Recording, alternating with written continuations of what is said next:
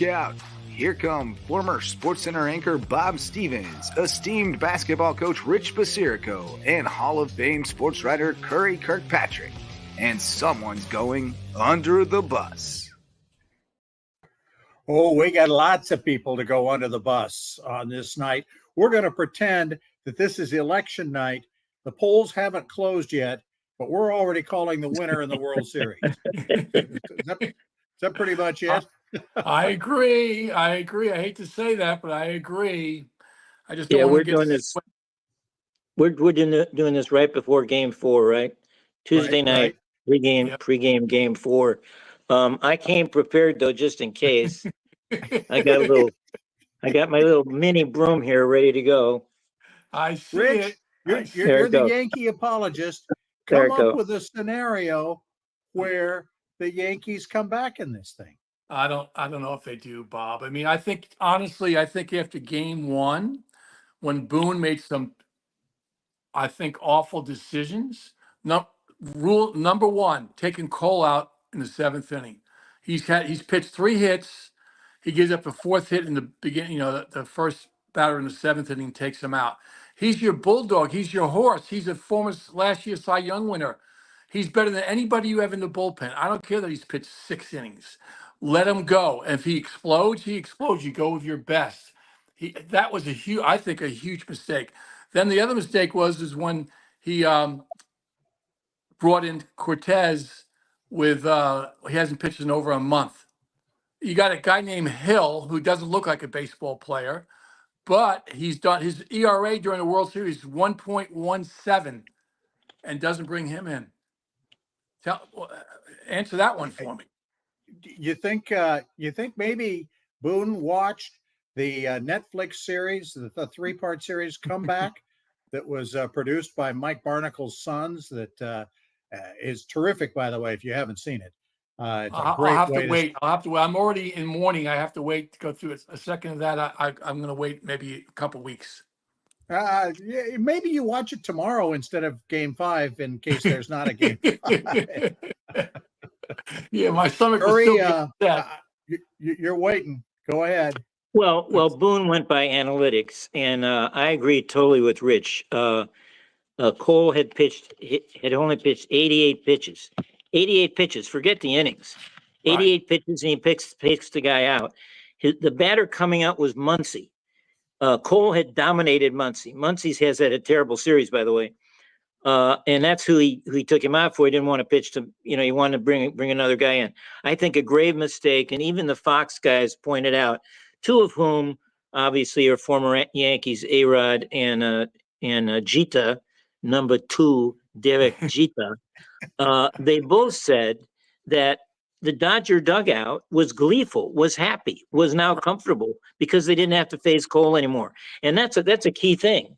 And as for the 10th inning, Rich, he had a choice between Hill, as you say, and Cortez.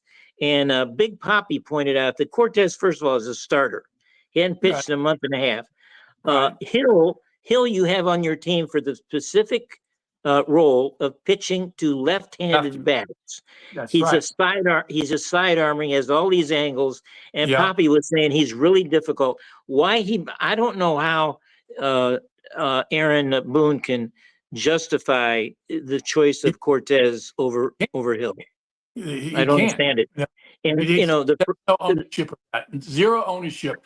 His decision making in that game, and from that game, man, it went downhill. That really hurt them. I know it's only one game, but one game sets the stage. And his first pitch, Cortez's first pitch to Ohtani, Ohtani hit that fly ball to left field, which the guy made a great play on in the stands, but he barely missed that.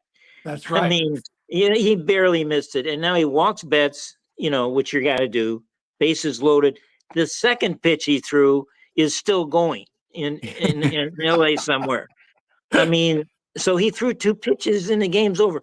I thought, you asked before we went on, did anybody think this might be a sweep? I thought that first game was such an emotional high for the Dodgers and a low for the Yankees that it was going to be hard to come back from that. I mean, it really was. That's what I mean. It really set the stage for the whole. And think about the Yankees had look at the different chances they had But plus the mistakes to make. Torres doesn't come up and get the cutoff, so the guy goes to third. He says, "I should have blocked the ball." No, you shouldn't have blocked the ball. You should have taken 2 steps towards the ball Well, and in the catch it eighth on the inning, fly. when, Catch it on the when fly. Don't let it bounce. Catch it on the fly. Get your butt up and get to the outfield and catch the ball. I mean, you're a that's when major league player. Otani hit it to Soto, and Soto threw Yeah, the ball and good toward exactly. his move. And And the guy went to Otani third, and got then to third, and then Betts got the fly ball to score the run. correct. So if he stays Tie at the game. second, they don't Games, score. They don't yeah. score. They made All these little plays, it's terrible. And then, of course, the Yankees, was it the second game when they pitched? They had Cousins came in. They had the seventh, eighth, and ninth hitter. He gets the first guy out. The eighth hitter comes up, who is probably their worst hitter overall. He walks him.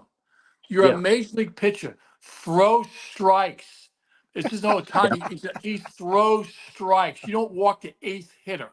That killed him. That absolutely killed him. Yankees, Rich, Yankees made all kinds of little Oh, mistakes as we go. Even in game 3, now they're back in New York. Okay, you've got right, Otani, whose shoulder he can't play. Otani right, cannot even swing the bat. right. He starts off the game. They Walking. walk him on 4 pitches that Right. are nowhere near the strike zone. I mean, Yeah. he can't do that. And Right. then Freeman sends another one out, and it's 2-0, and the air goes out of Yankee Stadium totally Correct. out. Right. I mean, it's Well, just you pitched to ridiculous. Fred. So Freddie's had what, 3 home run in every game? Yeah. What did he Right. hit fastballs? Why are you throwing him fastballs for? What? You got to be kidding me. I mean, here's Are you another. not watching the game that we're all watching? You're Yeah. throwing a fastball to him. Give me a break. You got to be kidding me. And then how about Here's this when Volpe comes up in game 2, bases loaded, 1 out, and they all say Volpe can't hit a curveball. He can't hit a curveball. Now the guy pitching went 3-2 on 2 of the batters. He hit Rizzo, so he's going deep in the count. Rizzo can't hit a curveball. It's righty against righty. Why doesn't he pinch hit for him? Why doesn't he put a lefty? He's so big on that, a lefty against righty, righty against lefty. Pinch hit for him, or say to Volpe, "Hey bud, take a strike."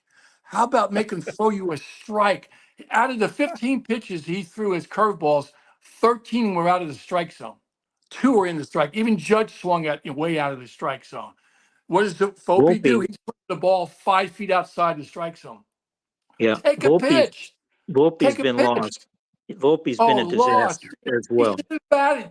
Yeah. Here's Boone's problem. He's worried about hurting their feelings.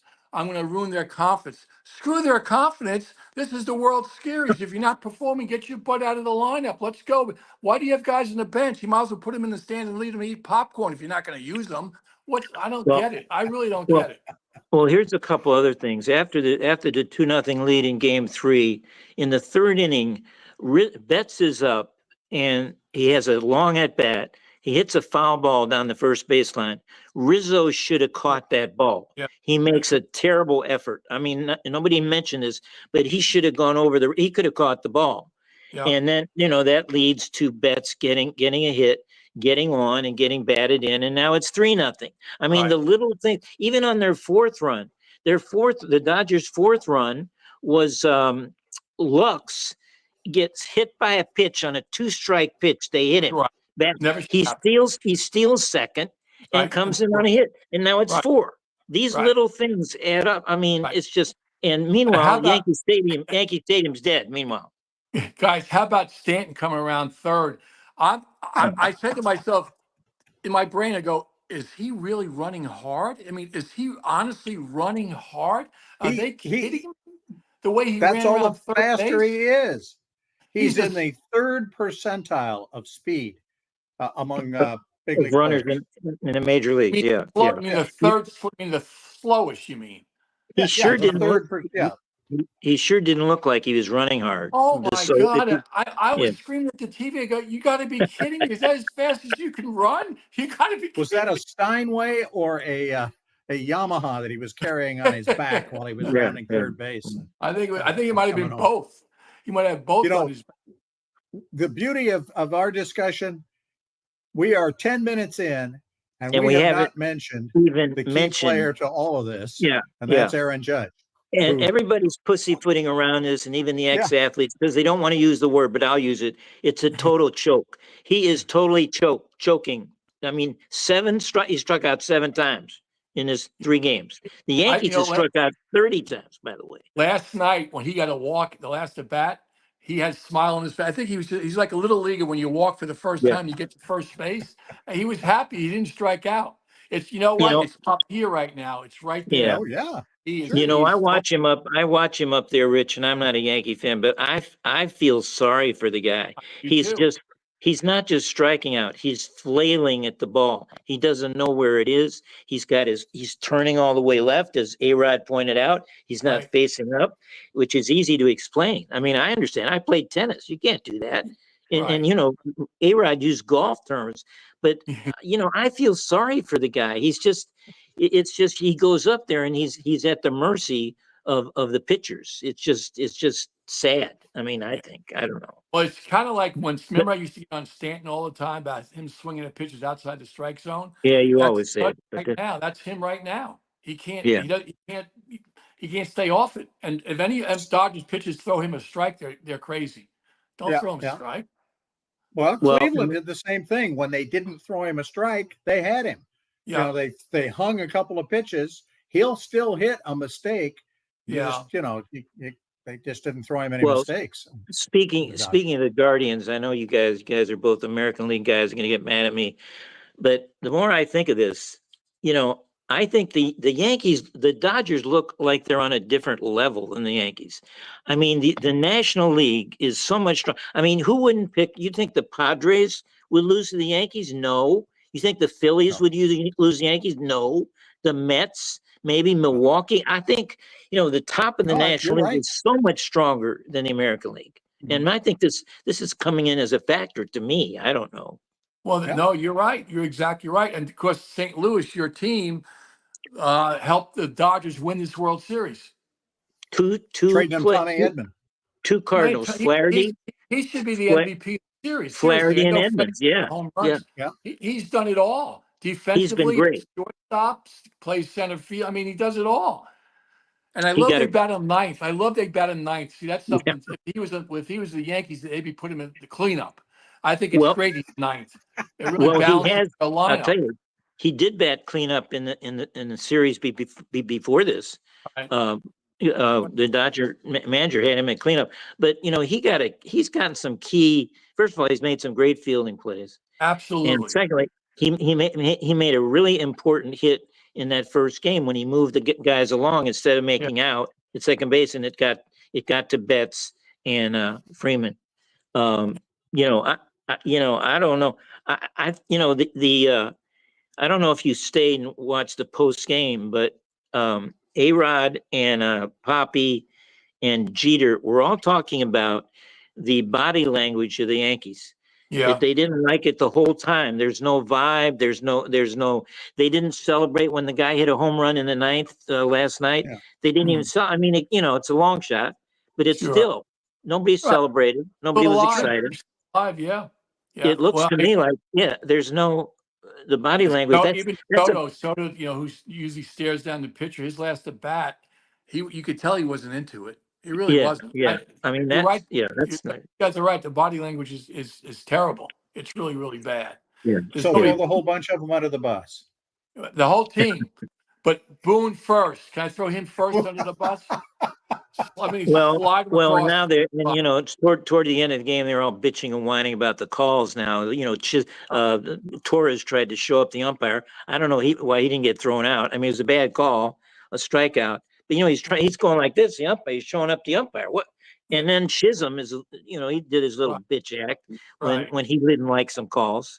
Yeah. I mean, of course, they're so frustrated that, I think it's a sweep. I really do. I do too. I don't think they win tonight. I really don't. All right, get that broom out, Curry, while we tell folks that we are sponsored by Hudson's on the Docks, a terrific seafood restaurant on Hilton Head Island, South Carolina. Hudson'sOnTheDocks.com. Hey, we still got the NFL. We still got a Hail Mary to talk about and a guy to throw under the bus for that. Maybe a couple. And college football, all of that still to come as we will throw whole kinds of people under the bus with Aaron Boone. Welcome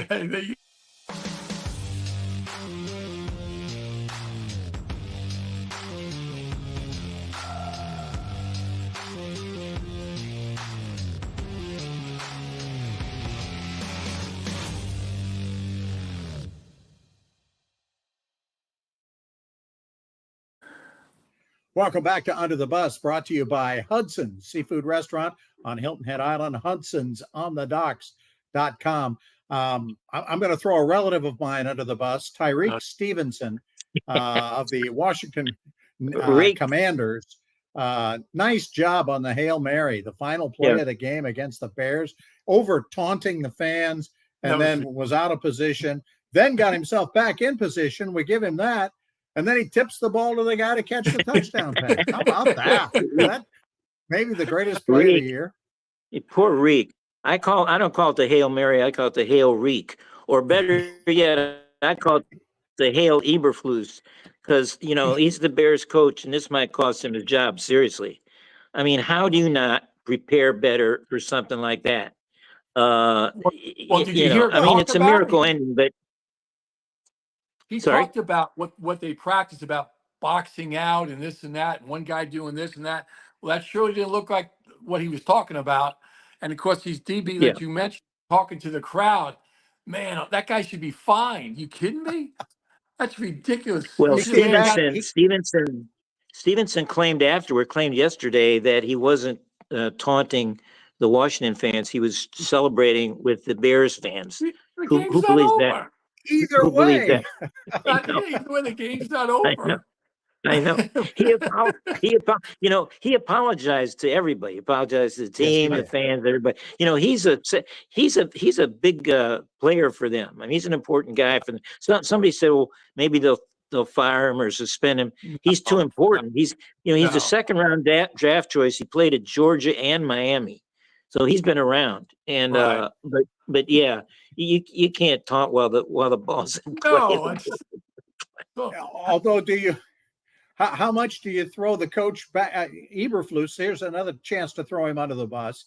When they're down on the Commanders' goal line in the series before, he's got 3 really good running backs. He's also got a quarterback who can run, and they bring in a tackle to take the handoff. Second string backup. Yeah. He's a backup. He's not even out. Yeah, second string. What was that all about? Center, right? Wasn't second string? Yeah, what was that all about? You with your best, don't you? Yeah. You would think. Well, also, sometimes coaches overcoach. They try to get a little tricky here, but think about this. He only rushed 3 players at 3 guys. Yeah. 3 guys. That's a question. Go after him. Come after him. What? Also, why not? Fields had 15 seconds in that play before he threw the football. 15 Well, also, seconds. why not a timeout? He didn't call timeout.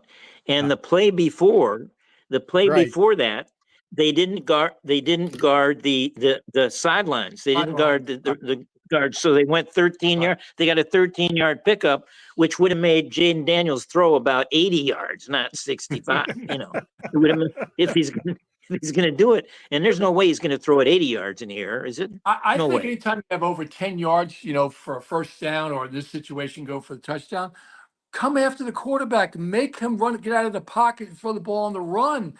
Too many times we put more D-backs back, but he had 15 seconds. Heck, you and I could have thrown the ball. I mean, I can't throw it that far, but 15 seconds, we could find somebody. Come after him. I mean, they also had a spy man. Like one of the guys was saying, why do they have a spy man? What is he going to do? He's not going to run 60 yards for a touchdown. What's the point of that guy? So does Tyreek go into the bus first or Eberflus? Both. both together. We talk about this, but right before our eyes, this guy, Jaden Daniels, this young quarterback, he's becoming not just a superstar as we watch this. He's like an avatar, a legend for this community that's been starving for football relevance for like 2 decades. This guy is been magical. I mean, who knows what's going to happen to them as this goes on. He's legit. Donald Trump and Kamala Harris better be glad he's not running for president. Because He'd Can we win right ride? now. Can he be a ride-in? Can we ride his Yeah. name in? They might do that in Washington. Another guy I want to throw under the bus, and he's already been thrown under the bus by pretty much everybody else. I tried to hang with him as long as I could, but Deshaun Watson, in his absence, doesn't even play and shows how bad he really was, because Jameis Winston comes off the bench and does something Deshaun had never done in his 19 Cleveland Brown starts. He throws for 300 yards, and they come back and they beat Baltimore. Unbelievable stuff. They should have went to him. No! I got another one to throw under the bus, maybe even further than Deshaun Watson. Anthony Richardson, the quarterback for the Colts, who comes out of the game this last week in a key time, and he comes out, he's tired. He admits after the game, he said he was tired. Well, he scrambled around for 2 plays, and he taps out, as they said. You can't tap out. I mean, all the ex-players on the NFL and the network said the guy has ruined his career forever, because none of his teammates are going to trust him now. I don't know. I was going to ask you guys this, though. I'm kind of torn on this. First of all, he's had a terrible career so far. He's been hurt, and his passing, he's passing for less than 50% is passing. It's unbelievably stupid. And they keep playing him because they want him to play. But now they announced today they're going to bench him and play Flacco. So maybe Flacco can save another team's season. But Rich, I was going to ask you on this. I'm kind of torn on this. A lot of receivers in the NFL, after they've, made a 60-yard play down the field, they come out for a play. Offensive linemen switch and come out and go in for, rest. So I don't, some of the players said the guy should never had admitted that. He should have said, he was hurt. The important thing. Right. Absolutely. Exactly. But how can he gain the respect of his teammates saying that I had to come out? But okay. Think about how long but here's what I'm saying. Here's what I'm saying. If he is exhausted, here's what I'm saying. If he is exhausted and he run around like for 2 consecutive plays, doing this scramble all over the field, and he is exhausted. So he said, I'm not going to be able to play this next down, which of course was a handoff by Flacco, and then they kick a field goal, but they lose by 1 score. So, who knows what's going to happen if he stays in. But if he's too exhausted to go, can you really condemn the guy? I mean, as I said, receivers get a playoff after they. I don't know. I didn't. One thing that falls back on the team is, why is he not in shape? Why is he not in shape? I mean, if you can only run 2 plays, I understand you scramble. How long does the football play last? 7, 8 seconds, and then you go in the huddle, right? Yeah. 7 or 8 seconds, unless you're, Chicago Bears not coming after the quarterback, then it's 15 seconds. But 7, 8 seconds, you go back in the huddle and you catch your breath. I mean, I remember once when I was coaching, one of my assistants before a game, we did our workout with the players and, had them go through practice for 2 hours. And I said to my assistant, I said, do you think we worked them too hard tonight? He goes, Coach, they're 17 years old. They don't get tired, which is true. And I said, you know what? You're right. You're exactly right. These how old's Richardson? 21 years old, 22 years old? Come on, he's in the prime of his career. Yeah. He can't run around 2 consecutive and plays. He only played about 7 or 8 games in college. He was one of these guys that had a great draft. He had a great day on the combine, and they've put all their money to him. It's going to be interesting to see if they stay with him and try to keep developing, because I mean, he's really been terrible. I mean, a lot of people say he's benched not for the tapping out, but for the 44% passing that he has. I mean, probably a combination of both. But think about when he was drafted. What was his? Seriously, he played University of Florida? Is that correct? I think it was the 4th choice. That was so great that he should have been a 1st-round draft pick. I mean, because he had a great. He's a good runner. I mean, he's a runner. I know. Yeah, I know. Yeah, but he showed this Cam Newton like skills. Right. Just unbelievable athletic skills. Throw the ball. Even in Florida, he couldn't pass the ball well. I don't know why they think all of a sudden he gets the NFL, he's going to be a great passer. So Well, to That's, go, remember that these scouts get work. This is their livelihood, 24/7. They're scouting and watching, and this is what they come up with. He can play in the NFL. Curry, you've covered athletes who actually do have to run Rich, for a living. it's, I mean, tennis players and whatever. Did you ever have anyone ever tell you at the end, I'm tired?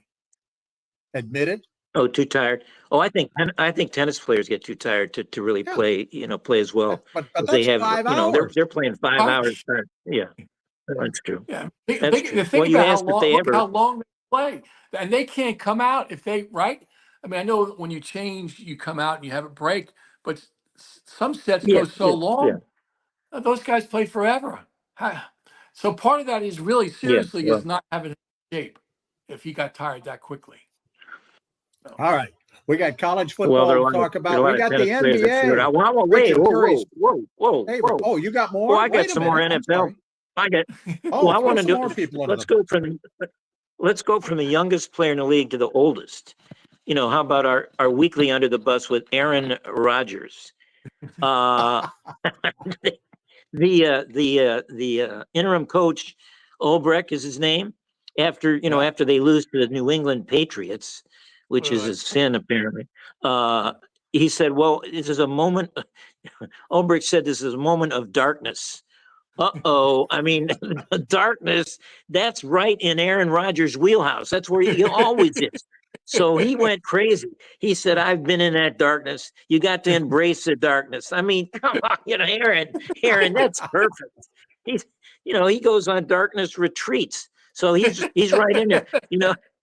There's no truth to the rumor that Woody Johnson management gets over to Paul Simon, Garfunkel, or Artie Garfunkel. Hello, darkness, my old friend. I mean, that's the Jets song now. It seems to me. I mean, Rodgers. They've now lost 5 in a row. They're way worse than they were with Zach Wilson last year, right? Yeah. Zach Wilson had at this point. Yeah, I mean, come on. What are the Jets going to do now, you guys? I don't know. Man, I don't know. I tell you, firing Salah was an enormous mistake, I think. Yeah. I mean, it just broke Well, the I thought he was a team. pretty good There's coach. no Yeah, defense. I didn't have any problem with it. Yeah. Well, Well, What I he's- think is he's- interesting is that they Salah's have not just surrounded taking. Rodgers with good players. He's been surrounded by good offensive players. His skilled people are good. They're good. Maybe the well, they tight end. can't win a game. They can't. They can't. They can't win. They can't win a game. What do you think? I was going to stay in the NFL. I was going to ask Rich that. Well, we all thought that Mike Tomlin switch to Russell Wilson was a mistake, right? Right. Everybody thought that. Well, he's played 2 wonderful games, Yeah, and the well, Steelers look like a contender. well, you What- got to put it in perspective, Curry. They played the Giants. Well, The You Giants said- had you 11 said- penalties yesterday. 11 you penalties. said The you said it, professional not athletes, me. Okay, 11 penalties. all And right. then In the fact, Giants. So yesterday, Monday was one of those rare days. They call it the sports equinox, when all of the major sports are playing on the same day. It's only happened like 30 times or whatever. Wow. New York had 4 lost teams. 7 times. Yeah, What? New York lost New everything York they lost played. 7 games. The Tiddlywinks team lost. I mean, they just, Everybody. the NBA team lost, the soccer Knicks. team lost, the football team, baseball team. It's a tough time to be a New York. Daily News sports fan, huh? It's very tough. Well, the only negative about Russell Wilson in Pittsburgh is that his wife Sierra has to. She said the other day, "Does this mean I have to keep living in Pittsburgh?" So that's the only negative. Is Mike Tomlin maybe the smartest coach who doesn't get any credit?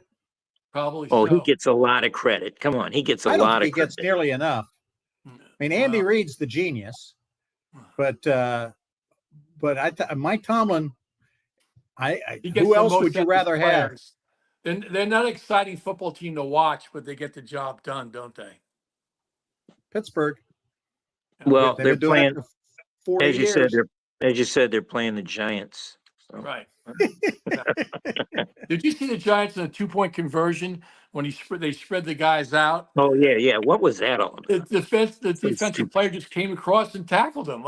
Yeah, yeah. They looked around like, what am I supposed to do here? Like, that falls in the coaching staff. When you have 11 penalties for 65 yards, that falls in the coaching staff. Not getting set, doing the things that they're doing. Terrible, terrible. I got another guy going under the Go ahead. Saints. The Saints defensive player Nathan Shepard. He's the guy that put the illegal hit on the Chargers quarterback and twisted his ankle. Did you see they twisted Justin Herbert's ankle? Really dirty play.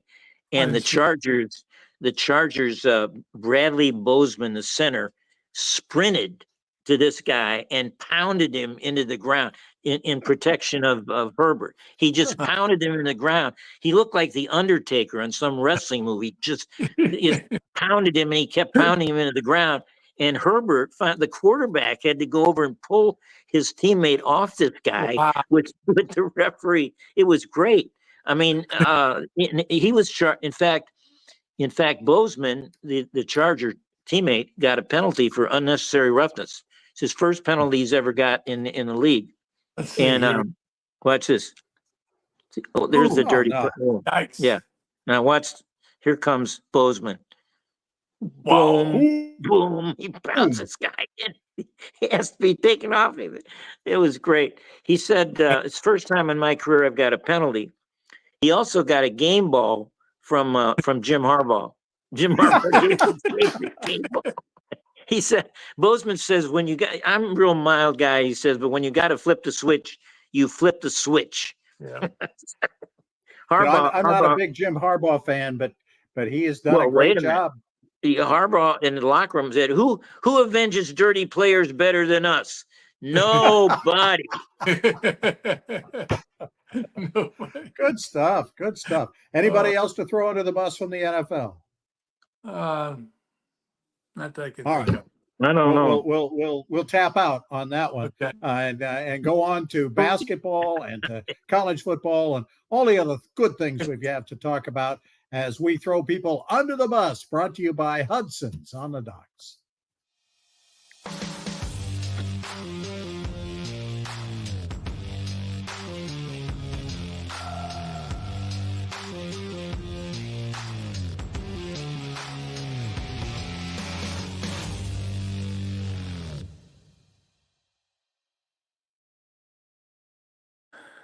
All right, welcome back as we catch up, throwing more people under the bus. There's not going to be enough room for the bus. We got enough people under it this week. Bob Stevens, along with Rich Basirico and Curry Kirkpatrick, brought to you by Hudson's on the Docks. Again, go to hudsonsonthedocks.com, see their menus, see some of the gorgeous pictures of Hilton Head Island, where Hudson's is based and has been for years and years and years. College football. Indiana still ranked higher than Alabama. Indiana 8-0 and still a couple of weeks away from having to play Ohio State. Maybe the Magic. What a great hire that was. The coach from James Madison. They hired to go to Indiana. Craig Signetti. Yeah. Yeah. He's the guy that in the opening press conference said, "If you haven't heard of me, Google me."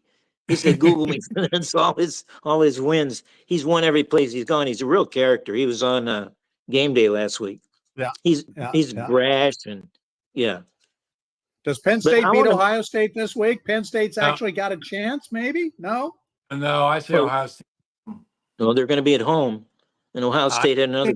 But Franklin always I'm not a fan of his coaching. I'm not either. I'm not a fan of either of those teams. But let me bring up my boy that I got. I tried to sneak this in a couple weeks ago, and it's kind of tongue in cheek. But under the bus to all those people that say Jewish guys can't play quarterback.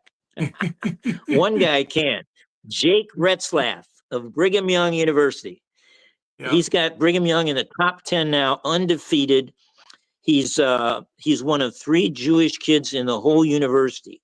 Remember, I brought him up a couple weeks ago, and he's the only Jewish quarterback in America. I mean, he's the only Jewish quarterback in America. When you think of this, It's pretty spectacular. He's from California. He never got any offers out of high school. He played at Centennial High School in Corona, California. No offers. So he's went to a couple junior colleges, the Golden West Rustlers and the Riverside Tigers, and Brigham Young noticed it and signed him. And his faith.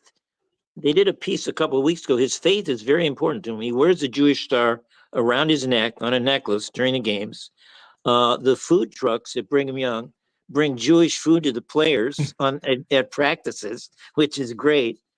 I mean, this guy, he had another 200 yard passing game last week. They beat who'd they beat? Oh, Central Florida easily. Went to Orlando, and Yeah. Mormons travel like crazy. I mean, they packed the stadium in Orlando, and he had a running touchdown, a couple passing ones. The week before, he had a last minute drive that beat Oklahoma State. And 2 weeks ago, Yom Kippur, which is, the Jewish faith's traditional holiday where you're supposed to fast and pray and not do any activities. It's famously Sandy Koufax would not pitch on Yom Kippur. But this guy played and they crushed Arizona. And so, I mean, they're on a real ride.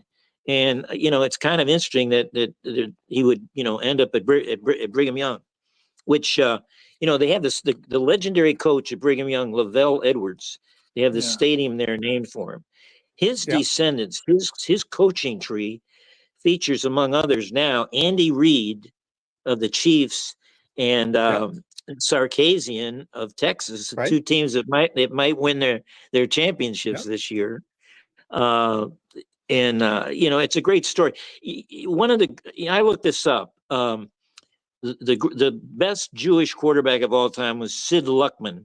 I think you remember that played for the Bears. He was a historical figure for the Bears, but there really haven't been many. There was a guy named Jay Fiedler played at Dartmouth a few years ago. Right. And there was a guy, Sage Rosenfeld. You remember his name? Sage Rosenfeld. Sure. He played at Iowa State, and then he got a cup of coffee with the Giants, I think, Rich, and he's played with several other NFL teams. But that's about it. I mean, How about Josh Rosen? Oh, that's right, at UCLA, right? Yeah. He played, a few years at UCLA. But he played a great NFL career. No, He's drafted in the first round, but he bounced around. I know several teams. I don't even know. Is he still in the league as a backup someplace? I don't know if he is or not. I don't know. I never hear him. I think he was drafted in the top 10, Rich, wasn't he? He was. I think he was overall. Top 5. Yeah. 5? Yeah. Is he 5? I think so. I think Arizona got him early, or I think it was Arizona. I got another trivia question for you guys. Who was the quarterback that led Brigham Young to the national title 40 years ago? Young. He's got it. Got it. Who about? Robbie Bosco won the Robbie national title. Bosco. What a great name. Yeah, but let me bring another quarterback, Brigham Young quarterback in before that. It shows that BYU, if you can play, it doesn't matter who you are. Remember, Jim McMahon was one of the first in the line of great Brigham Young quarterbacks. They got him out of Portland, Oregon, and obviously he is not a Mormon. I got the pleasure of doing a huge story on Jim McMahon for the year the 85, the year the Bears went all the way, and most of the reporting was on Hilton Head, where we're all from now, and because McMahon came down to play golf on Hilton Head, so I followed around the golf course. He said about 5 words that weren't swear words, and just blew off everybody in the golf course. It was very embarrassing. I got. While we're talking about barefoot, I think he might have. Yeah. He's crazy. He's totally crazy, as we know. Yeah. I got to apologize for something. So we keep saying that, or I keep saying the last Heisman winner to come from a non-top 5 school.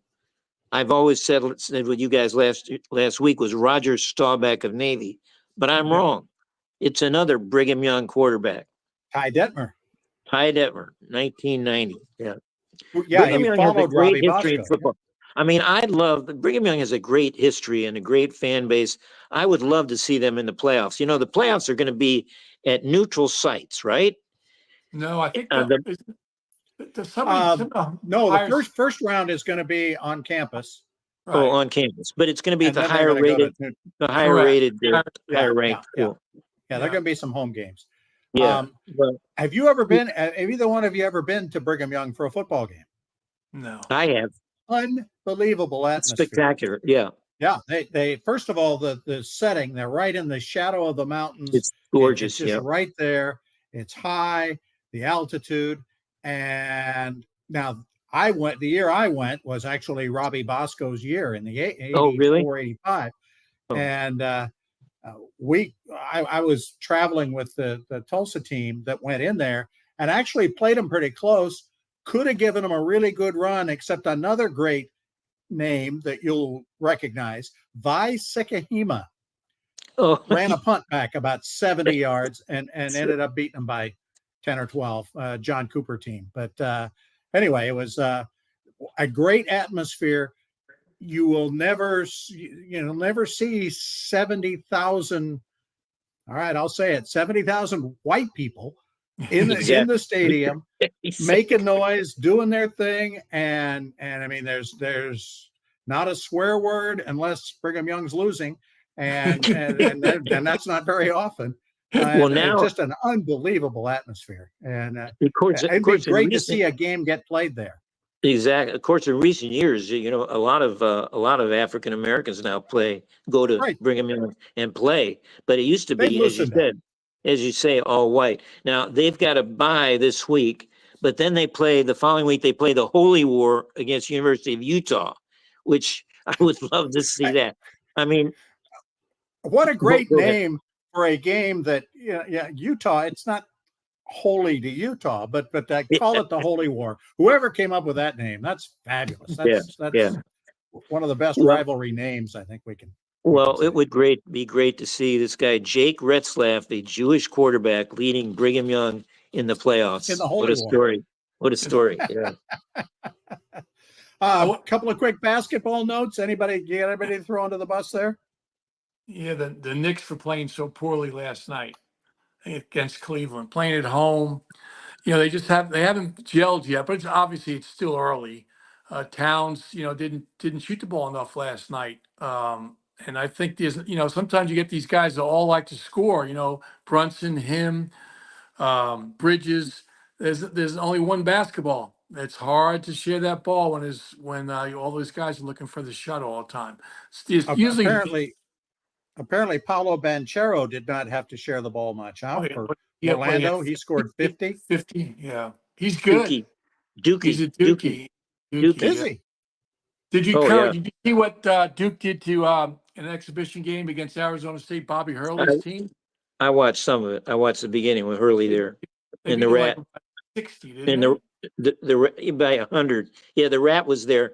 But this kid, Cooper Flagg, I'm going to tell you right now, is a bit overrated. I'm going to say that right now. Okay. He's not the savior everybody says. No. But I want to.